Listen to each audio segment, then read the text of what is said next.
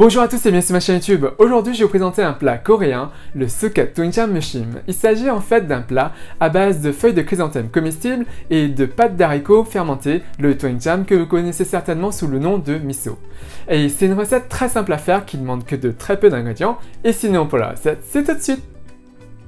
Pour cette recette, vous aurez besoin de 250 g de feuilles de chrysanthème comestibles, 3 tiges de ciboulette asiatique, 3 gousses d'ail, 1 cuillère à soupe de pâte d'haricots fermentée, miso clair ou doenjang, 1 cuillère à soupe d'huile de sésame, 1 cuillère à soupe de sésame salé, 1 demi-cuillère à soupe de sucre, 1 cuillère à café de gochugaru, ou plus si vous souhaitez que ce soit bien piquant, 1 cuillère à café de sel et un piment, voire plus.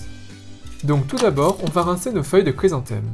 On remplit une bassine d'eau, et on va rincer nos feuilles pour enlever les éventuels résidus ou les insectes s'il y en a.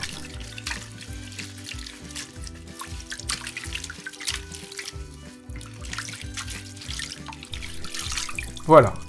Ici il n'y a pas d'insectes, il n'y a que des restes de feuilles. Maintenant, on va couper la base. Voilà. Et on va ensuite séparer les tiges des feuilles.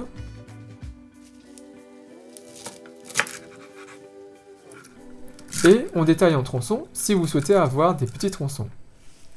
Maintenant, on sépare la partie feuillue en deux. Voilà. Et donc, on fera cuire les tiges avant les feuilles car elles prennent plus de temps à cuire. Maintenant pour la ciboulette. Je l'ai préalablement rincée.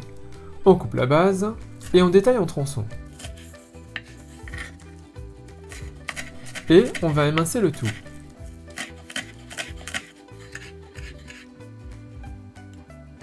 Et voilà le résultat. Pour l'ail, on donne des coups secs à la lame du couteau, on coupe la base, et on enlève facilement l'enveloppe extérieure. On coupe en deux, et on enlève le germe si besoin. Voilà. Maintenant, on va émincer le tout.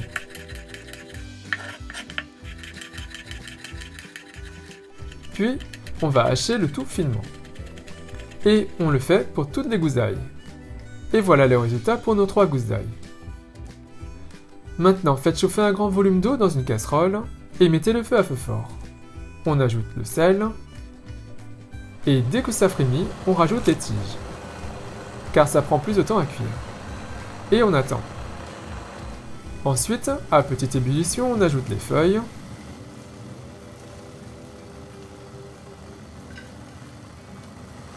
On n'hésite pas à les plonger dans la casserole pour les cuire. Et on va attendre environ 1 minute 30 voire 2 minutes. L'eau va bouillir bien sûr. Et dès que le temps est écoulé, on les retire de la casserole.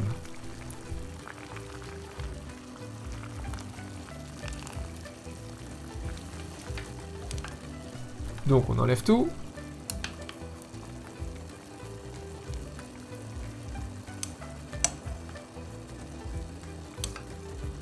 Voilà. Et on les passe sous l'eau froide pour stopper la cuisson.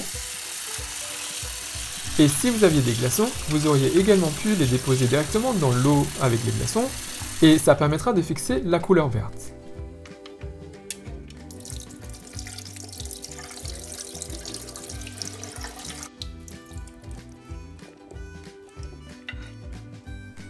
Voilà. Et maintenant, nos feuilles de chrysanthème sont prêtes à être utilisées. Maintenant, prenez un bol, on y dépose de doenjang, donc la pâte d'haricots fermentée. J'utilise ici de la pâte de miso blanc. On ajoute le gochugaru, le sucre, l'huile de sésame,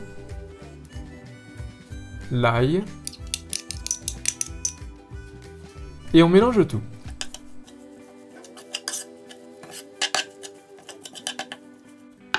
J'utilise mes doigts, voilà. J'ajoute les feuilles, mes graines de sésame torréfiées salées. Vous pouvez à la place mettre des graines de sésame classiques. On ajoute la ciboulette. On met enfin un piment, voire plusieurs si vous souhaitez quelque chose de très relevé. Et on mélange le tout pour répartir les ingrédients uniformément. Et je vous avoue que, pour habitude, j'utilise mes mains. Bien sûr, je les ai préalablement lavées. Allez, on mélange avec les mains. On peut ainsi bien répartir la pâte d'haricots fermentée et le gochugaru et les autres ingrédients.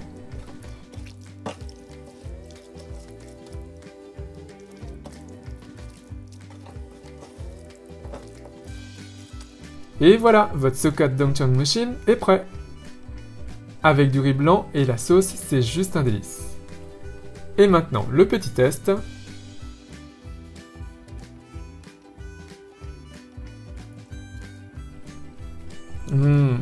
C'est vraiment trop bon. Allez, vite à table. Et il ne me reste plus qu'à vous souhaiter une bonne dégustation. Donc voilà, j'espère que cette recette vous a plu, elle est vraiment très simple à faire. Donc n'hésitez pas à réaliser cette recette en tant que plat ou en tant qu'accompagnement, donc en tant que banchan, et vous allez voir, c'est juste délicieux, vous allez adorer.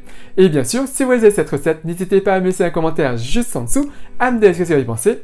Et avant de terminer, je souhaitais vous informer que sur YouTube, vous avez la possibilité d'activer la petite cloche pour être notifié de la mise en ligne de mes nouvelles vidéos. Donc n'hésitez pas à cliquer sur la petite cloche. Et comme d'habitude, si vous avez apprécié cette recette, si vous avez apprécié cette vidéo, n'hésitez pas à faire un big thumbs up, à liker la vidéo, à la partager autour de vous, à vous abonner à ma chaîne YouTube, à me suivre sur les comptes Twitter, Instagram et Facebook. Et moi je vous dis à très bientôt. Bye!